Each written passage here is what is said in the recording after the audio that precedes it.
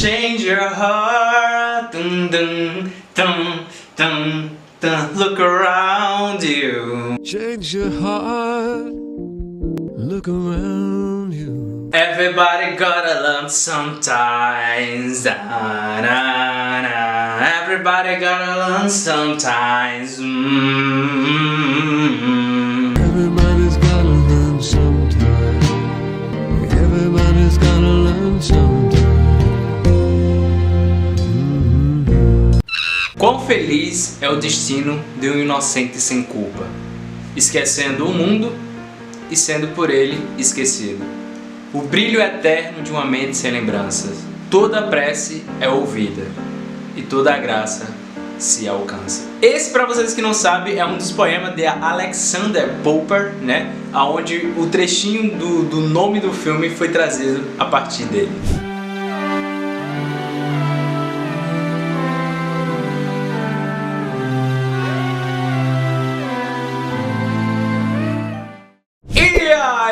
Galera, tudo bem com vocês? Meu nome é William Lima e esse aqui é o meu canal de vlog. Sejam todos bem-vindos a mais um vídeo, pois é. E o filme de hoje é O Brilho Eterno de uma Mente Sem Lembranças. Esse é o tipo de filme que eu já vou logo avisando pra vocês que nem todo mundo vai querer assistir ou nem todo mundo vai se interessar por ele. Ele é um filme bem peculiar, tanto o seu roteiro, tanto a sua história, tanto a forma de contar a história, talvez você não vai gostar. Mas como eu disse, gosto é cada um tem um seu e tudo bem. Eu só tô aqui só pra falar os porquê que você deveria assistir ou não, pelo menos pra dar uma oportunidade pra esse filme lindo e maravilhoso. Esse filme foi atuado por Jim Carrey, né? E já que eu tô falando de Jim Carrey, eu queria aproveitar pra falar pra vocês que eu já fiz um outro vídeo falando 3 filmes de Jim Carrey pra vocês refletirem sobre a vida. Pois é. E nesse vídeo eu falo alguns filmes de Jim Carrey, onde apesar de Jim Carrey ele fazer filmes sempre agitados, sempre coisa e tudo mais, muitos filmes de Jim Carrey trazem um ensinamento de vida maravilhoso. Então é só vocês verem aí no meu canal, beleza? Beleza!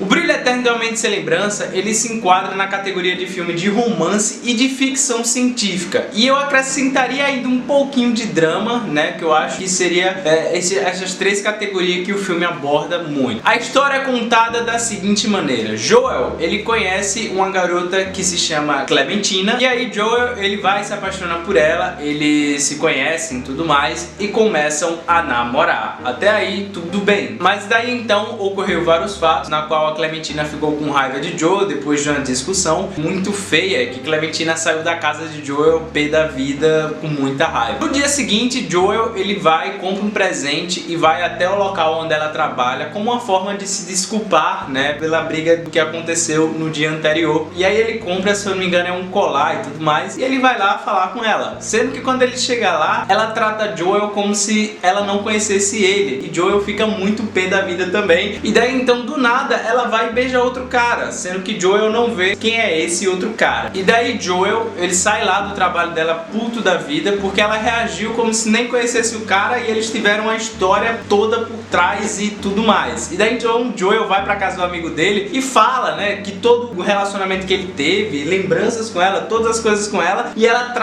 tratou ele daquele jeito como se tivesse esquecido. Até que então o amigo de Joel pega um cartão, tipo um negócio dos correios, sei lá o que é aquilo, e mostra pra ele. E nesse cartão que o amigo de Joel entrega pra ele, basicamente diz que Clementina tirou ele da memória dela, que ela realmente não sabe nem da existência mais dele. E ele ficou tipo estranhando demais. E nesse cartão dizia qual era a empresa que tinha realizado esse processo de fazer com que ela esquecesse ele da memória. E aí é onde entra a parte um pouco de ficção científica. Mas não se preocupe, apesar do filme ele trazer um pouco algo meio futurista, meio irreal, o grande intuito do filme em si é tentar trazer uma reflexão totalmente incrível pra vocês, que eu já vou chegar lá. Joel, quando chega nessa empresa, ele conversa com um dos médicos e o médico explica que ela realmente fez essa operação, mas que aquela cartinha não deveria ter chegado até Joel, né? Joel, ele vai até a empresa, que parece um hospital, e ele conversa com o médico principal lá e ele explica que sim, realizou esse procedimento, na qual qual muitas pessoas vão até ele querendo esquecer memórias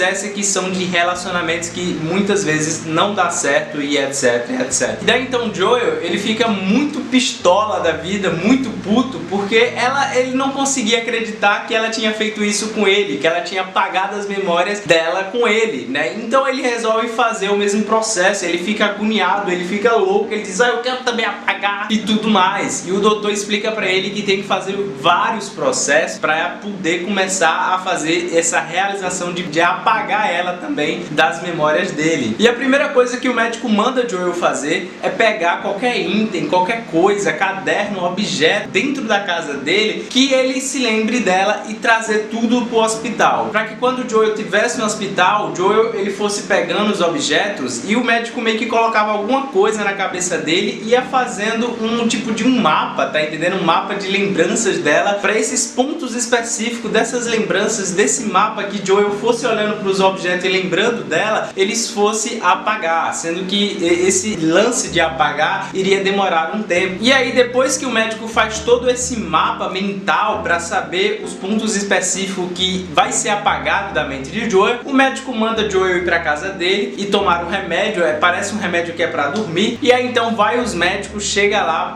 e bota o negócio na cabeça dele e começa a realizar o apagamento da mente de Joel, das lembranças que Joel teve com Clementina. E aí é basicamente essa história. Vamos lá, a primeira coisa é que na época quando eu assisti o trailer desse filme com Jim Carrey, é um trailer bem dramático, bem mais sério, bem mais darkness. E foi a primeira vez que eu torci o nariz achando que Jim Carrey não iria atuar tão bem fazendo um filme com um papel de drama, um papel de meio depressivo, sabe, tudo mais, porque se você olhar a carreira de Jim Carrey lá pela década dos anos 2000 e tudo mais, todos os filmes que Jim Carrey fazia eram filmes com personagens exaltados, loucos e tudo mais, e eu gostava demais, como Ace Aventura, O Todo-Poderoso e entre vários outros filmes. Mas Jim Carrey, ele já tinha essa característica de personagem, de ator, de personagem agitado, louco e tudo mais, e eu sinceramente achava que ele não iria se sair ou fazer um filme tão bem quanto ele fez nesse filme. O filme ele passa um ar de depressão, um ar de tristeza o tempo todo. Quando o filme começa, a câmera já vai focando no rosto de Jim Carrey, sem som, sem música nenhuma, e daí então a câmera vai saindo de perto dele e já vai mostrando Jim Carrey se levantando da cama, fazendo as ações, e tudo que ele fala, que ele observa, que ele pensa e todas as coisas, ele consegue transmitir isso pra gente.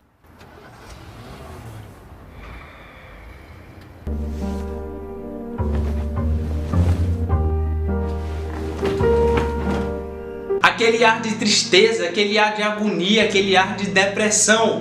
O início do filme é simplesmente fantástico, que eu olhei quando eu assisti pela primeira vez, eu falei, mano, isso aí não é Jim Carrey, isso aí é um ator maravilhoso, que interpretou perfeitamente esse ar de drama, esse ar mais sério, e ele conseguiu sair sempre daquela mesmice, daquele personagem e tudo mais, o que me fez gostar muito mais ainda do ator Jim Carrey. Tem alguns acontecimentos bem estranhos, inclusive um dos acontecimentos estranhos que eu vou explicar pra vocês é o primeiro contato que ele tem com Clementina. No início do filme, vai e mostra Jim Carrey conhecendo Clementina dentro de um metrô, na qual eles começam uma conversa bem estranha, bem monótona, na qual você não se apega com os personagens, da qual você não gosta, da qual você simplesmente não vê uma conexão ou química nenhuma por eles dois, mas de uma certa maneira eles dois entram nessa química que nem existe, e o filme vai abordando basicamente assim. E aí de cara, todo mundo, inclusive eu, já vai olhar e dizer, mano, horrível, horrível isso, horrível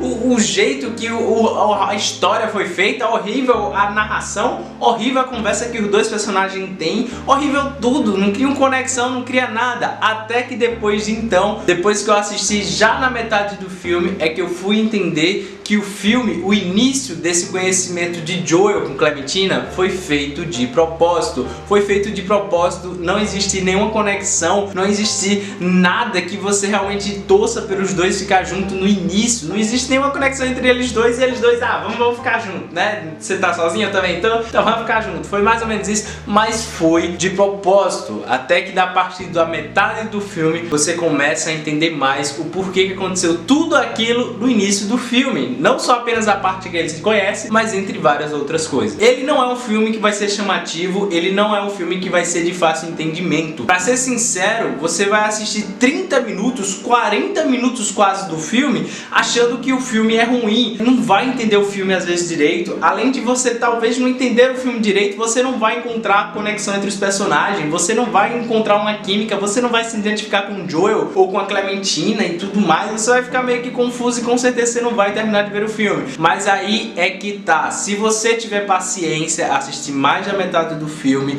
é onde eu recomendo vocês continuarem assistindo, porque o filme ele vai começar a entregar o contexto todo da história. O filme ele vai começar a entregar aquele sentimento, aquela emoção que desde o início do filme a gente fica esperando e não acontece entre Clementina e Joel. Joel, ele é um cara bem romântico, bem reservado, na qual ele basicamente é um pouco meio que tímido, tanto é que ele tem tipo um livro, um diário, onde ele escreve todos os seus pensamentos e ideias. Já Clementina não. Clementina é simplesmente o oposto de Joel. Clementina é uma pessoa muito agitada, muda de humor o tempo todo, tá sempre falando, sempre agitada. E isso se reflete muito a sua pintura do cabelo, que ela pinta o cabelo todo o tempo, que ela pinta o cabelo para demonstrar os seus momentos de felicidade, de reação e tudo mais, e ela sempre tá pintando o cabelo. Uma coisa interessante é que as pinturas do cabelo da Clementina, ela serve também para o espectador entender a cronologia do filme. Por que, William? Como assim a cronologia do filme? Aí eu vou contar para vocês o lance do porquê que o filme é meio confuso. Apesar de eu ter contado essa história tentando dar uma resumida, o enredo, ele não é contado exatamente assim que eu tô falando para vocês. Ele começa de trás para frente. Se lembra da parte que eu falei que Joel, ele resolve também apagar a Clementina da memória dele? Daí então, quando começa o processo de apagar essas lembranças de Clementina, Joel, ele começa a ver algumas lembranças e que começam a ser apagadas da mente dele. Sendo que Joel, ele percebe que aquelas lembranças são importantes para ele, não apenas para ele, mas para a vida dele em geral. E no meio do processo que a mente dele está sendo apagada, ele desiste, ele não quer mais apagar a Clementina da mente dele. Sendo que ele sabe que ele está dentro da memória dele, dentro do cérebro dele, ele sabe que está dormindo, mas ele não consegue acordar. E nisso ele fica o tempo todo tentando achar alguma maneira de acordar ou alertar aos caras que estão no computador apagando a memória dele que ele não quer mais apagar. E aí começa exatamente o roteiro do filme. O filme ele é confuso exatamente por esses momentos, porque o filme ele começa uma cena, de repente já está em outra cena, de repente já está em outra cena, já está em outra coisa, em outra coisa. Isso retrata